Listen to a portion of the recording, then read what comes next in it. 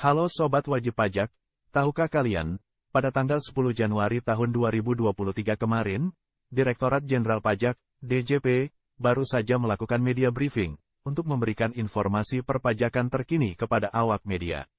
Materi disampaikan langsung oleh Direktur Jenderal Pajak, Suryo Utomo dengan didampingi jajarannya. Hari ini, kami mencoba untuk menyampaikan beberapa update, ataupun penambahan penjelasan, atas beberapa isu, yang kemarin beredar di publik secara umum, agar terdapat kesamaan persepsi kebijakan perpajakan, kata Dirjen Pajak di Media Center Kantor Pusat DJP.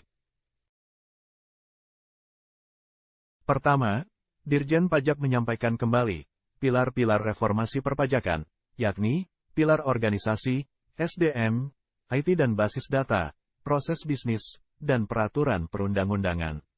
Melalui perbaikan-perbaikan, yang dilakukan dalam koridor reformasi perpajakan tersebut, salah satu hasil dari keberhasilan tersebut, tercermin, pada keberhasilan DJP, mencapai target penerimaan pajak, 2 tahun terakhir. Pada pilar peraturan perundang-undangan, perbaikan regulasi telah dilakukan, dengan, terbitnya Undang-Undang Harmonisasi Peraturan Perpajakan.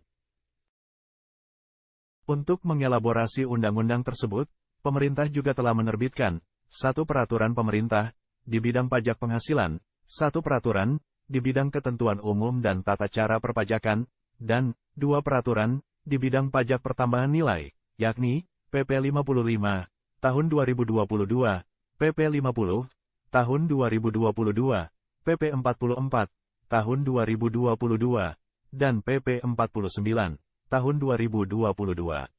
Saya perlu tekankan, bahwa, pengaturan dalam keempat peraturan pemerintah ini, bukanlah pengaturan baru, melainkan, pelaksanaan, atau, elaborasi dari Undang-Undang HPP, sehingga, tidak lepas dari Undang-Undang HPP, kata Suryo.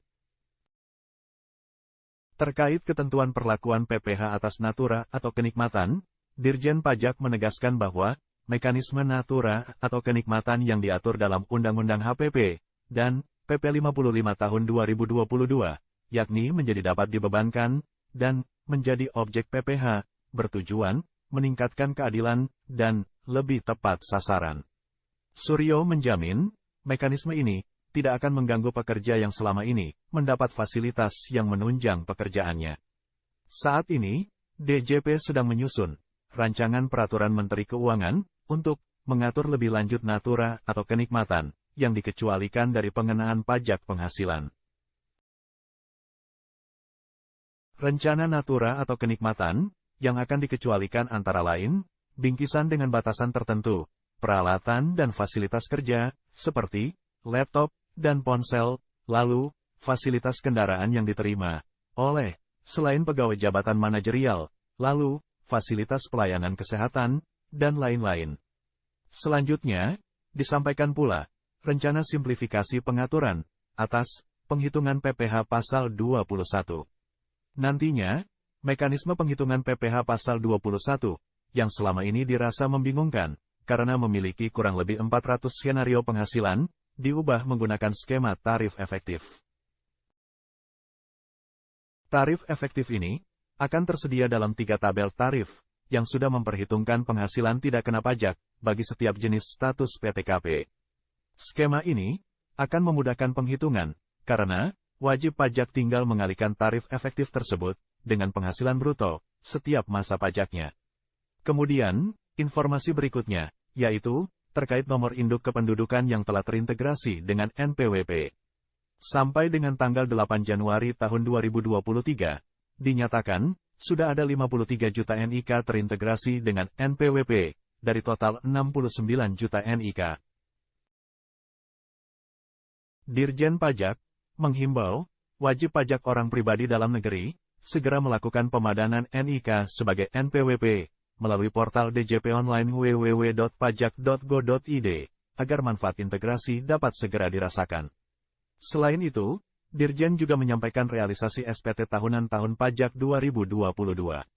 Mulai tanggal 1 Januari tahun 2023, sampai dengan hari ini, pukul 8:05 waktu Indonesia Barat, DJP sudah menerima 194.122 SPT tahunan orang pribadi, dan 9.416 SPT tahunan badan.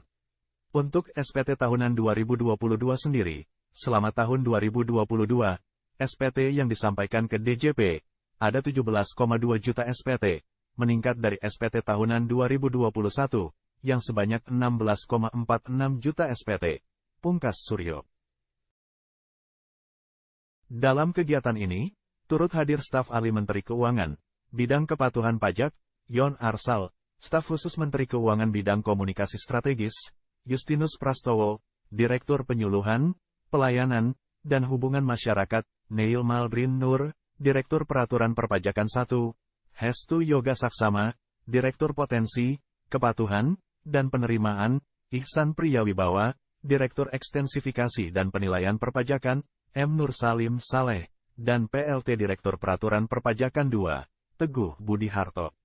Demikian informasi dari saya, semoga bermanfaat buat kalian. Jika Anda tidak mau ketinggalan informasi terbaru dan teranyar seputar pajak, silakan subscribe channel ini, dan nyalakan loncengnya. Terima kasih.